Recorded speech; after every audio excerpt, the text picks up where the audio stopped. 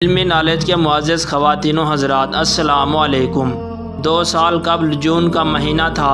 میں معمول کے مطابق در بدر سڑک پر مانگ رہی تھی۔ میں 2 دن سے بھوکی تھی۔ جب مجھ سے مزید بھوک برداشت نہ ہوئی تو اس دوپہر میں نے سوچا کیوں نہ کہیں چل کے کسی ہوٹل والے سے 2 نوالے روٹی کے مانگ لیتی ہوں۔ چلتے چلتے میں ایک خوبصورت ہوٹل تک جا پہنچی۔ ہوٹل کے باہر کوئی پہرے دار نہ تھا۔ مجھے لگا یہاں کچھ نہ کچھ ضرور کھانے کو مل جائے گا۔ میں نے دروازہ کھولا تو اندر کی طرف ہولی۔ ہوٹل کے اندر کی دنیا ہی الگ تھی۔ چاروں طرف اے سی لگے ہوئے تھے۔ میں جلدی سے سیڑھیوں کے نیچے چھپ گئی۔ اے سی کی ٹھنڈی ہواؤں میں مجھے مزہ آ رہا تھا۔ پھر نہ جانے کب میری آنکھ لگ گئی۔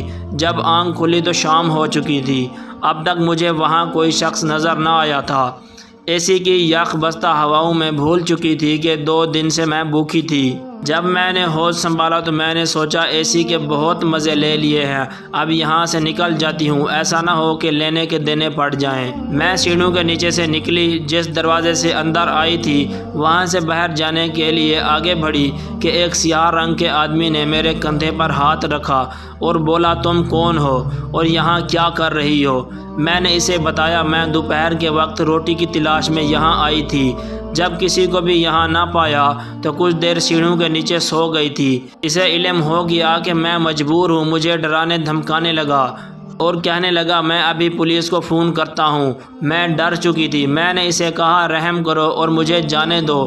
کہنے لگا تمہیں ایک شرط پہ جانے دوں گا، پہلے میرے ساتھ بدکاری کرو۔ میں نے مجبوری میں ہاں کر دی۔ وہ میرے جسم سے مزے لینے لگا۔ میری چیخوں کی آوازیں اس مرد کو اور زیادہ پرجوش بنا رہی تھیں۔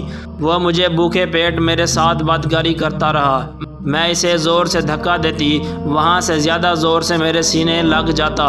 اس نے بہت دیر میرے جسم کے ساتھ کھیلا۔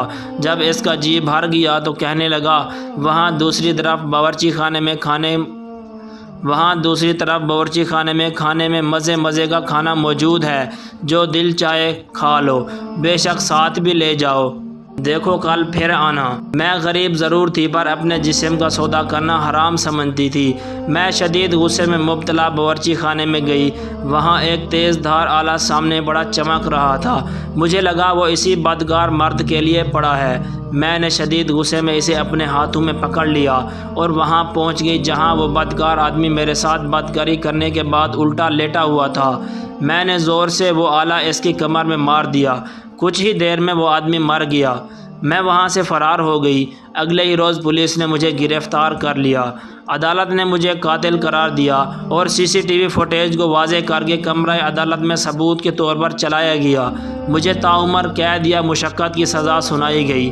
میں چلاتی رہی یہ بدکار آدمی ہے، اس نے میری عزت کو داغدار کیا تھا، لیکن خدا کی قسم مجال ہے CCTV فوٹیج کا کسی کو علم ہو۔ پاکستان میں غریبوں کی حق تلفی کی جاتی ہے، جس کا واضح ثبوت میں خود ہوں۔ معزز ناظرین، کوئی بھی قوم کبھی ترقی کی راہوں پر گامزن نہیں ہو سکتی جب تک انصاف کا بول بالا نہ ہو۔ دعا ہے اللہ تعالیٰ سے اللہ تعالیٰ ہم سب کو سیدھے راستے پر چلنے کی توفیق عطا فرمائے، آمین۔ دوستو، اگر ویڈیو آپ کو اچھی لگی ہو تو ہمارے چینل کو سبسکرائب ضرور کیجیے۔ شکریہ۔